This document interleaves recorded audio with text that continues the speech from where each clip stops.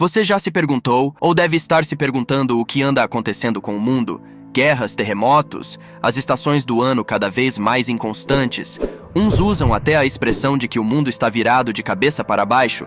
Certamente você usia essa fala, ou já escutou da boca de algum conhecido. E contudo, isso temos uma única certeza. Jesus Cristo virá em breve buscar a sua igreja.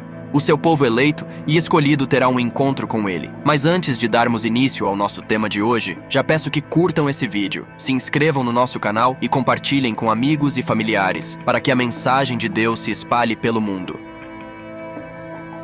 Um dos períodos mais difíceis que o mundo inteiro enfrentou e que pegou cada um de surpresa. Cada nação, língua e povo sofreram com a pandemia do ano de 2020. Medos, incertezas, perdas devastadoras e dolorosas tomaram conta. Nações choraram pelo caos instalado em seus países. O mundo nunca mais foi o mesmo desde aquele dia. Além disso, vários países ao redor do mundo estão testemunhando o aumento da fome, terremotos, inundações e guerras. Enfrentando desastres cada vez maiores, as pessoas só podem clamar continuamente ao Senhor por seu cuidado e proteção. E muitos foram os questionamentos levantados. Será o fim do mundo? O que chamamos? A Bíblia chama de início das dores, ou apenas doenças que a ciência conhece como algo gerado por um vírus com base científica? Você acredita que tudo faça parte da vontade de Deus, mesmo nos desastres? Quando Jesus Cristo nasceu, poucas pessoas sabiam que havia nascido o Salvador do mundo. Quando voltar, não haverá dúvida sobre quem ele é. Será a profecia se cumprindo através da palavra de Deus, que temos livre acesso consultando a Bíblia manuscrita,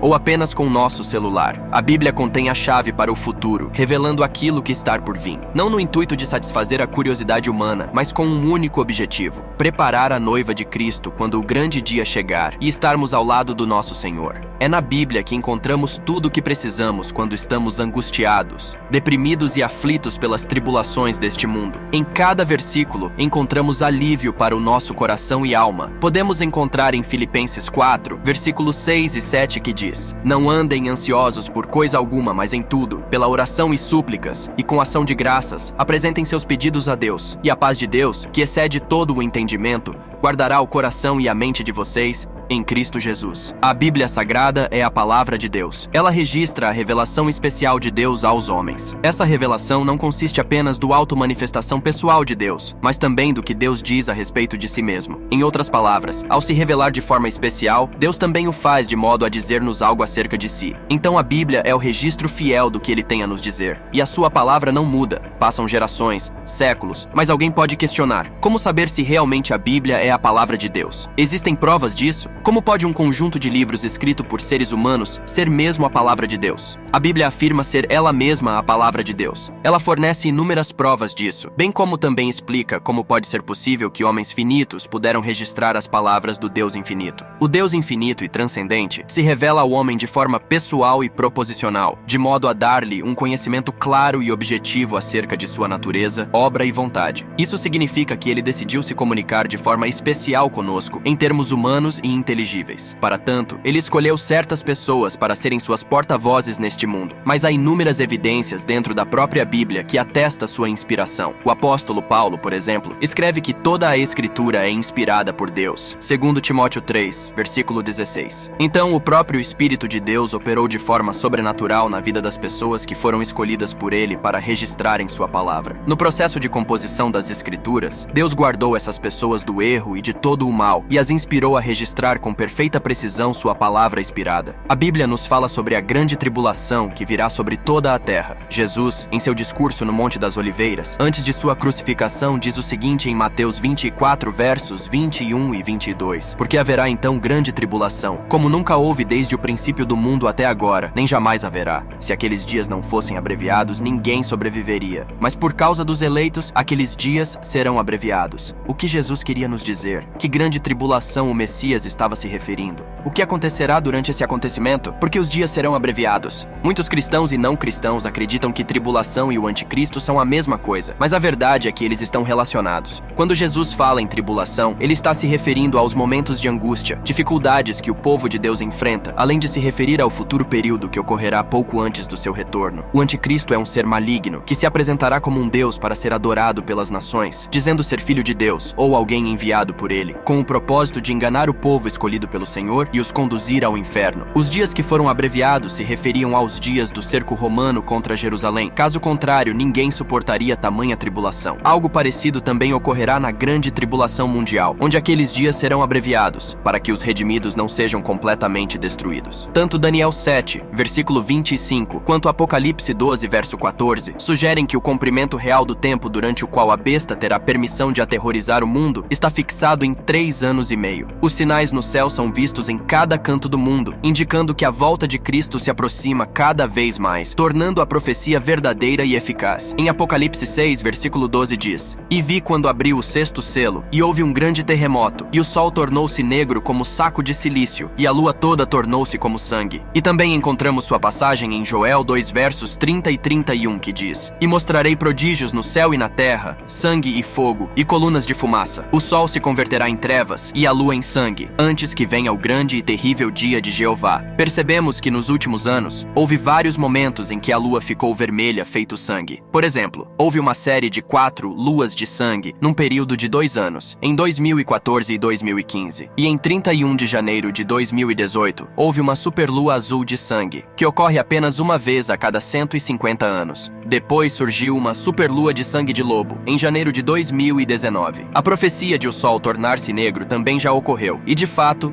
houve diversos eclipses solares totais, como o eclipse em Singapura em 27 de dezembro de 2019 e no Chile em 2 de julho do mesmo ano. O cumprimento dessa profecia é evidente nesses fenômenos. A frequente ocorrência de luas de sangue nos últimos anos atraiu a atenção de muitos estudiosos da Bíblia. Isso ocorre porque a lua de sangue profetizada no livro do Apocalipse indica a chegada do dia do julgamento de Deus e pronuncia a ocorrência de grandes eventos. Percebemos nos dias atuais um grande esfriamento dos cristãos em relação aos outros, igrejas divididas entre o ego e o adorar a Cristo verdadeiramente. Vemos um evangelho baseado na ambição, prosperidade e não no arrependimento sincero dos pecados, em busca da salvação e uma vida reta diante de Deus. Quando a Bíblia diz que por se multiplicar a iniquidade o amor de muitos se esfriará, isso significa que o esfriamento do amor está diretamente relacionado ao crescimento do pecado em suas mais variadas formas. Jesus disse que o amor de muitos esfriaria como parte de sua resposta à pergunta dos discípulos: "Declara-nos quando serão essas coisas, e que sinal haverá da tua vinda e do fim do mundo?" Em Mateus 24, no Sermão do Monte, Jesus descreve o fim dos tempos que precederão a sua segunda vinda. Mateus 24, versículo 12 diz: "E por se multiplicar a iniquidade, o amor de muitos esfriará, a desolação se espalhando dentro das igrejas. A pregação de pastores e presbíteros se banalizou e caiu no lugar comum, incapaz de prover aos crentes. Em sua disputa por status, alguns pastores estão formando camarilhas e criando facções nas igrejas, e alguns até mesmo abriram negócios, montando fábricas para conduzir os crentes na senda secular. Enquanto isso, entre os crentes há uma falta de confiança generalizada e uma relutância em se separar do mundo, e vivem em suas complicações exaustivas. Algumas igrejas aparentam estar lotadas e animadas, mas muitos frequentam a igreja apenas para expandir sua rede de contatos e vender produtos, usando-a como um local de comércio. Mas a Deus ninguém engana. Virá o juízo sobre os ímpios e eles responderam pelos seus pecados. Mas aqui há algo importante. Definitivamente o amor não se esfriará de todos. Isso significa que apesar de a iniquidade se multiplicar e o amor de muitos se esfriar, há ainda aqueles que em cuja vida arde o genuíno amor. A chama do amor ao Senhor, ao Evangelho e ao próximo continua queimando na vida dessas pessoas. Estes não são meros cristãos professos comprometidos com o mundo, mas são cristãos que verdadeiramente experimentaram uma conversão genuína a Cristo. Ainda existem pessoas puras e boas de coração pelo mundo. Surgiriam grandes mentirosos, falsos profetas infiltrados no meio cristão, homens e mulheres sem escrúpulos e temor ao Senhor, usados pelo inimigo para enganar o povo de Deus. Mas Jesus faz um alerta aos cristãos ouvintes da palavra. Em Mateus 24, versículos 4 e 5 diz: "Respondeu-lhes Jesus: Acautelai-vos, que ninguém vos engane, porque muitos virão em meu nome dizendo, eu sou o Cristo. A muitos enganarão." Essa profecia do Senhor indica que, quando ele retornar, surgirão falsos cristos enganando as pessoas. Nos últimos anos, falsos cristos têm surgido e enganado as pessoas em países como China, Coreia do Sul e Japão. Esses falsos cristos não possuem a essência de Cristo nem podem proclamar a verdade, mas assim mesmo afirmam ser Cristo. O cumprimento dessa profecia é evidente nisso. Levar a palavra de Deus é algo que Cristo distribuiu aos seus discípulos com o objetivo de alcançar todas as nações e línguas até os confins da terra, e com o passar dos séculos, essa tarefa foi distribuída entre as igrejas, levando o verdadeiro evangelho a qualquer criatura, sem fazer separação entre as pessoas. Afinal, Cristo veio para os doentes, os leprosos pelos seus pecados pecados condenados pela sociedade. Cristo veio por mim e por você. A maior prova do seu sacrifício foi sua morte de cruz, derramando seu santo sangue e estabelecendo uma ponte entre homens e Deus. Está registrado em Mateus 24, verso 14. E este evangelho do reino será pregado no mundo inteiro, em testemunho a todas as nações, e então virá o fim. Em Marcos 16, verso 15, o Senhor Jesus disse a seus discípulos após a sua ressurreição: Ide por todo o mundo e pregai o evangelho a toda criatura. A missão de Jesus na terra encerrou uns 40 dias depois da sua ressurreição. Atos 1, verso 3. Seu trabalho com os apóstolos havia iniciado mais de 3 anos antes disso, mas o trabalho deles estava apenas começando. Jesus lhes deu uma missão que faria valer para o mundo a vida e a morte do Messias. Ele deu aos apóstolos a responsabilidade de levar a palavra do evangelho ao mundo. Nos últimos dias de suas orientações para os apóstolos, Jesus lhes falou para esperarem em Jerusalém para receber o batismo com o Espírito Santo. Atos 1, versos 4 e 5. Ele também descreveu as principais etapas da missão que lhes deu de pregar o evangelho ao mundo. Sereis minhas testemunhas tanto em Jerusalém como em toda a Judéia e Samaria e até aos confins da terra. Atos 1, versículo 8. Mateus e Marcos relatam conversas entre Jesus e os apóstolos neste mesmo período, oferecendo mais detalhes sobre a tarefa que Jesus deu a estes servos. Mateus deixou este relato das instruções de Jesus. Jesus, aproximando-se, falou-lhes dizendo: Toda a autoridade me foi dada no céu e na terra. Ide, portanto, fazei discípulos de todas as nações, batizando-os em nome do Pai, e do Filho, e do Espírito Santo, ensinando-os a guardar todas as coisas que eu vos tenho ordenado. Mateus 28, versos 18 a 20. A sequência falada por Jesus em Atos 1, verso 8, Jerusalém, Judéia, Samaria, confins da terra, serve para esboçar o trabalho dos seus discípulos durante as décadas seguintes. Eles começaram a pregar em Jerusalém e Judéia, Atos 2 a 7. Levaram a palavra a Samaria, Atos 8. E depois,